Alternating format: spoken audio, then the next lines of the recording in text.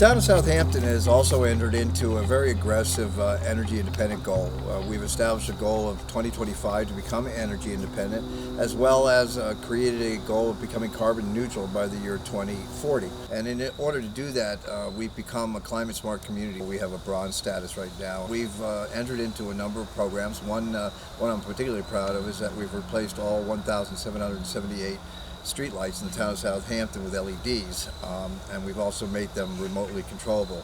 This saves you, the taxpayer, about $270,000 a year in energy cost savings, but also saving our emissions, sort of the equivalent of charging 96 million cell phones or the equivalent emissions of 85,000 gallons of gasoline burned.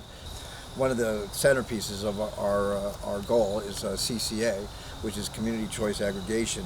It's a system where we enter into an agreement with a third-party broker to help us find the best cost per kilowatt hour, either as alternative energies or as lower costs. Our price per kilowatt hour is the third highest in the United States, and now we're actually the first township on Long Island to actually engage in CCA. It's a process that has no cost to the taxpayer. This aggressive stance that we're taking is a good thing. We're going to play our role in climate smart communities, and we're going to play our role in reducing our impacts on climate change and global warming. 2016, the town of Southampton's residents voted 8 out of 10 to pass the legislation to allow us to use up to 20% of the CPF funding that we currently have now and that we've been using for land preservation for water quality projects. The first things that we did almost immediately was establish a septic rebate program, which allows residents up to $20,000 based on income to replace septic systems in high priority areas and other areas voluntarily. These are systems that mitigate nitrogen, which is at the basis of a lot of the algal bloom problems that we have, a lot of the fish kills and oxygen deprivation, a lot of the things that you read about in the paper.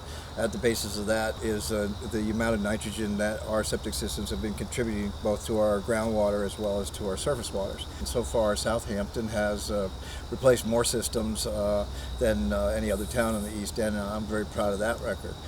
In addition to that, we've also invested monies into infrastructure projects such as West Hampton Beach to begin the process of hooking up those areas that have a higher density to sewage treatment to reduce the runoff into our bays.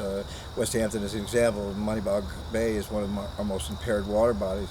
But we've also done things in Sag Pond. We're doing things with Meacock's Cut. We've done things in Bridgehampton, Lake Agawam, and Mill Pond as well. These are projects, infrastructure projects, to try to mitigate and keep that nitrogen from ever getting into the ground and into the groundwater and into our drinking water and into our bays.